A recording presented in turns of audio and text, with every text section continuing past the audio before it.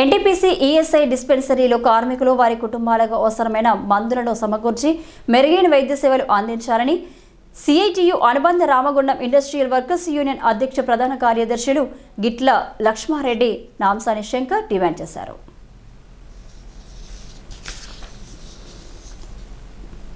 ఎన్టీపీసీలోని ESI డిస్పెన్సరీని శుక్రవారం union committee బృందం సందర్శించి పరిస్థితులను పరిశీలించింది. అనంతరం నాయకులు మాట్లాడుతూ ల్యాబ్లో వ్యాధి నిర్ధారణకు ఉపయోగించే కిట్స్ లేవని, ఫార్మసీలో మందులు లేవని ఆరోపించారు.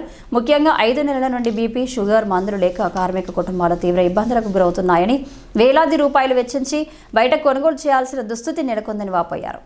NTPC, RFCL, railway, Vasanthnagar, municipal వివిధ పరిశ్రమలో పనిచేస్తున్న కార్మికులు ప్రతి నెల కంట్రిబ్యూషన్గా లక్షలాది రూపాయలు చెల్లిస్తున్నా ప్రభుత్వం సరిపడ మందులు సప్లై చేయకుండా కార్మిక కుటుంబాలను ఇబ్బందులకు గురి చేస్తుండడం సరైంది కాదని మండిపడ్డారు.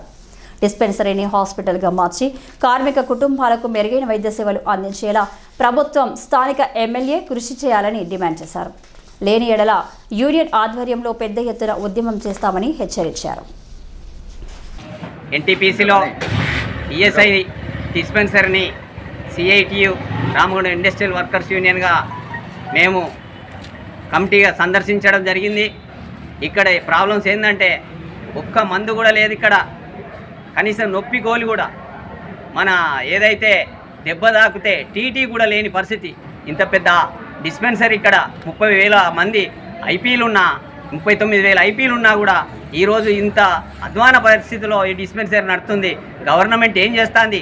15 నెలలు అవుతుంది తెలంగాణ ప్రభుత్వం, ఇప్పుడు కాంగ్రెస్ ప్రభుత్వం వచ్చి, అయినా కూడా ఈ రోజు వరకు ఈఎస్ఐ డిస్పెన్సరీలను ఎక్కడ కూడా బాగు చేయలేదు.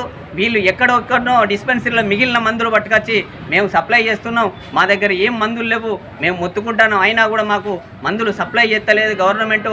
ఇండెంట్ పెట్టినాం, ఈ రోజు వరకు కూడా మాకు రాలేదని చెప్తున్నారు, ఇంకా ఆన్లైన్ అప్రూవల్ రాలేదని చెప్తున్నారు. ఇది సరైంది కాదు.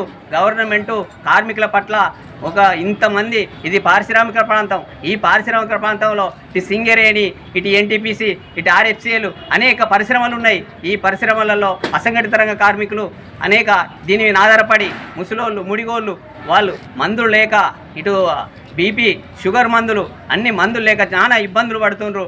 కనీసం మందులు కూడా సప్లై చేయలేని పరిస్థితిలో, దుస్థితిలో ఈ ప్రభుత్వం ఉన్నది.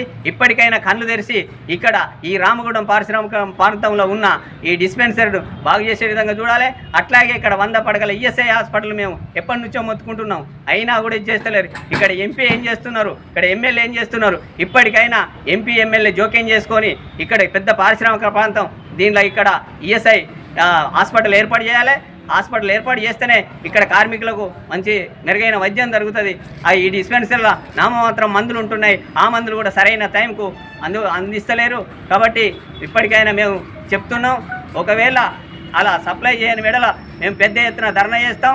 ఇక్కడ ఈఎస్ఐ డిస్పెన్సరీ ముందు ధర్నా చేసి కార్మికులందరినీ కదిలిచ్చి చేస్తామని తెలియజేస్తున్నాం.